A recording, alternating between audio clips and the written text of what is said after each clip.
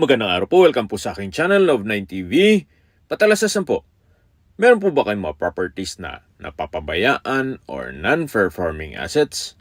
Plan nyo ibenta, pero wala kayong oras sa pagbibenta nito. Kung ito'y pagkakatiwala nyo po sa amin, tawag lang po kayo sa aking numero, usap po tayo, gawan ko po ng video for free. Yes, libre po, wala po kayong babayaran. Tutulungan pa namin kayong mabenta ang inyong property. Kami na po bahala sa marketing, sa boosting or paid ads, even sa tripping, hindi na po kayo mapapagod sa pag-entertain ng mga buyers. Kami na po bahala sa lahat. Tawag lang po kayo. Nandito po tayo ngayon sa Palace Athena Executive Village kung saan meron po tayong bagong video presentation.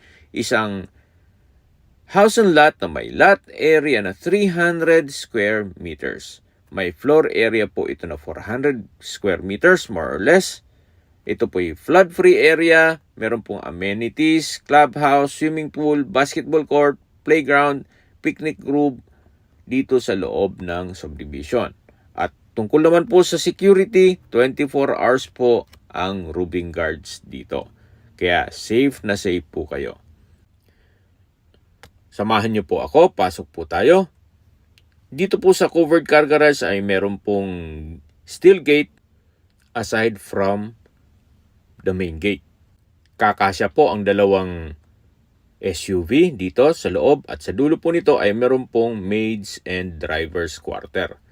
Ito naman po yung main door. Samahan niyo po ako. Pasok po tayo. Welcome po dito sa napagandang bahay ni Ma'am at Sir. Ito po yung salas or living area. Naka-ceiling cove design, may center lamps. Ito pong mga gamit na nakikita nyo ay hindi po kasama yan.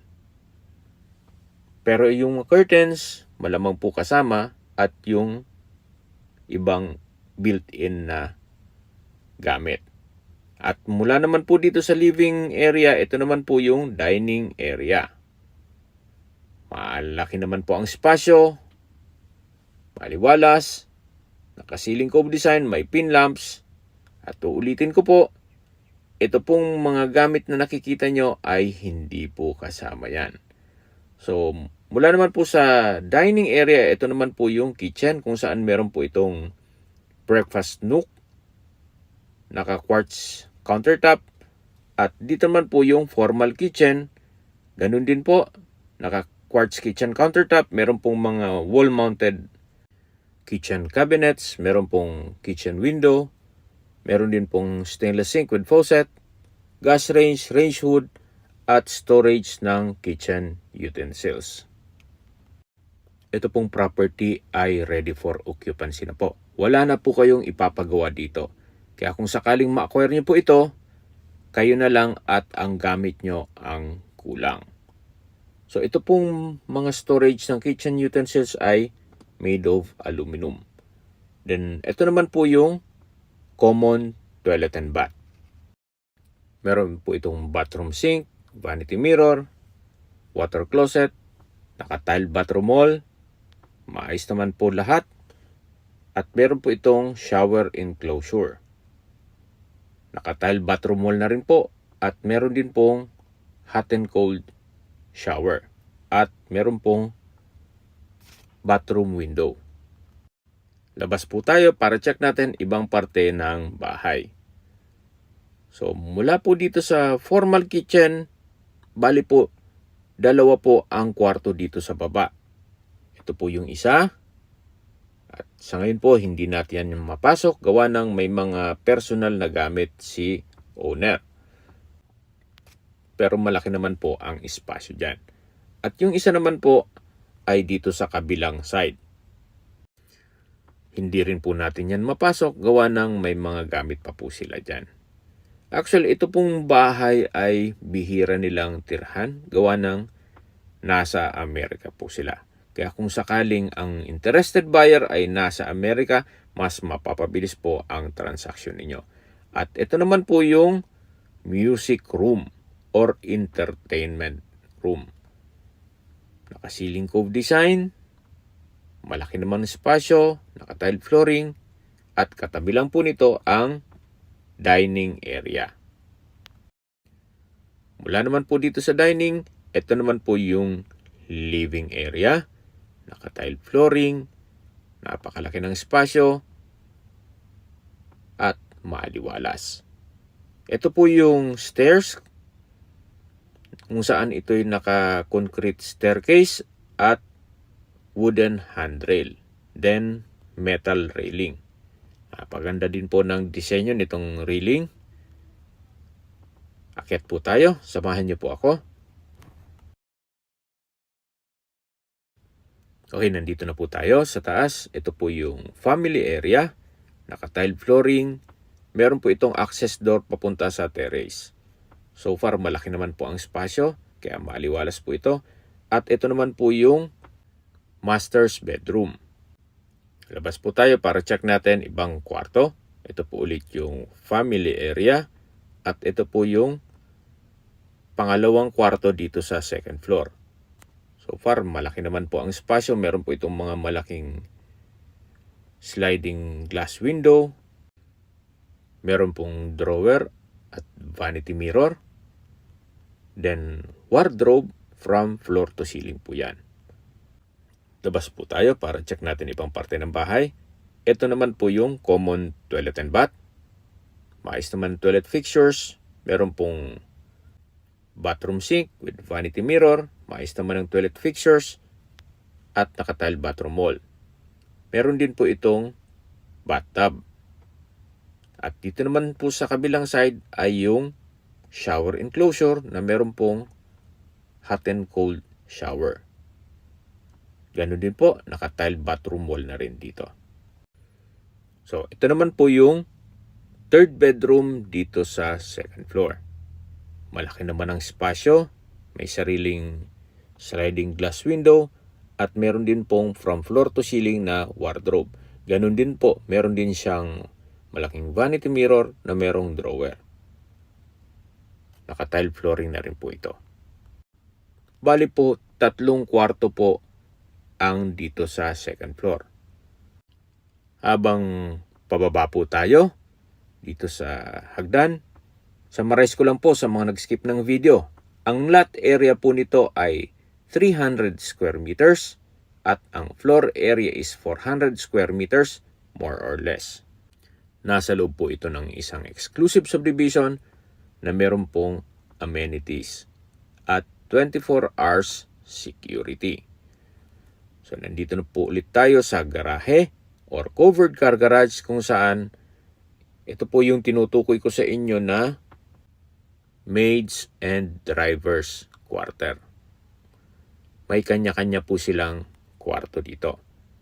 So, hindi lang natin mapasok gawa ng nakalak po ito. At ito naman po yung kabilang kwarto. Ganun din po, nakalak po yan. At meron din po silang sariling toilet and bath. At maayos din po ang toilet fixtures, naka-tile bathroom wall. So far, wala rin pong papagawa dito.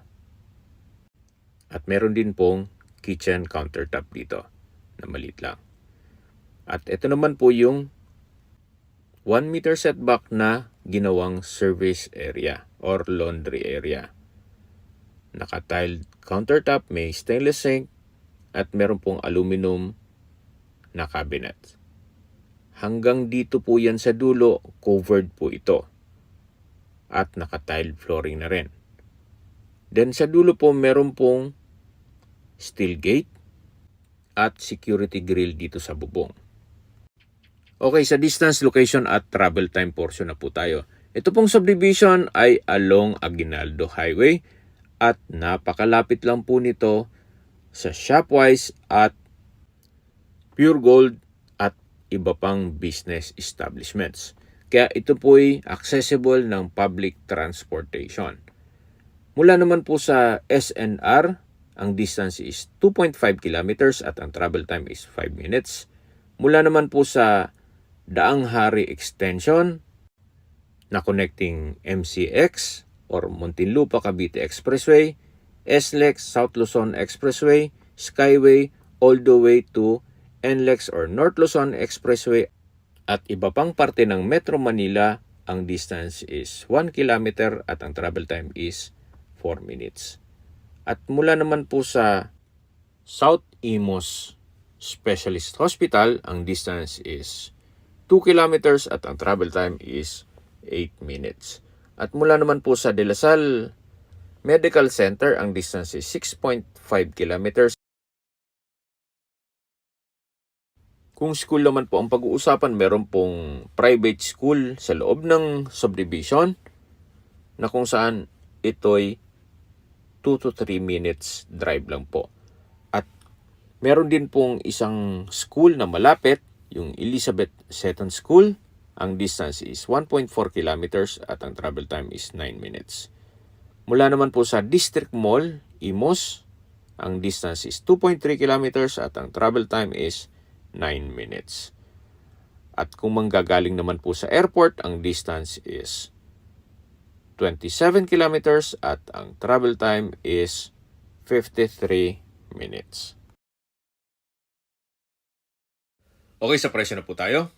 Ito po'y repost na at nag-markdown price po si owner. From 17 million down to 15 million. Ngayon po ay 13.8 million pesos net. Para sa akin po, opinion lang, fair deal na rin po ang 13.8 million para sa ganito kalaking bahay. Sa mahal po ng construction cost ngayon at materyales, mukhang hindi po kayo makapagpatayo ng ganito kalaking bahay. At kung bibili pa kayo ng lote. Yan naman po yung opinion ko lang naman. Depende pa rin yan sa inyo kung anong assessment nyo dito sa property. Ito po yung nasa loob ng isang exclusive subdivision at tunghayan nyo po itong napakaganda at napakalaking house and lot na kung saan ito po'y 13.8 million lang naman. Net na po. Ibig sabihin, si buyer na po ang sasagot sa lahat ng taxes at expenses with regards to documentation. Kung may mga katanungan po kayo, tawag lang po kayo sa aking numero. At sa mga kababayan naman natin nasa ibang bansa, meron po akong Telegram, may iPhone user naman, may iMessage, meron din pong Imo, Skype, Viber at WhatsApp. Same number lang po, 0917-316-3399. Sa mga nagtatanong naman po ng aming Facebook, meron po ang Facebook page na Nov9 TV at Facebook Reels Video. Meron din pong TikTok at Instagram. Meron din po kami ibang YouTube channel na The Nov9 TV channel at Nov9 TV Listings. Sana po naibigyan yung video presentation. Paki-like and subscribe na po sa aking channel para ma-update din po kayo sa aking future listings. Kung sakali po hanap niyo yung mas malaking sukat o lupa, meron din po kami ibang listings na pwede niyong pagpilian. Huwag po kayong mag-atubiling tumawag sa amin, then let us know your budget para malaman namin kung anong property pwede namin alok sa inyo. Sa lahat pong viewers, subscriber at nagtiwala po sa amin, salamat po sa suporta. Ingat po kayo lagi at itong pamilya. Maraming salamat po.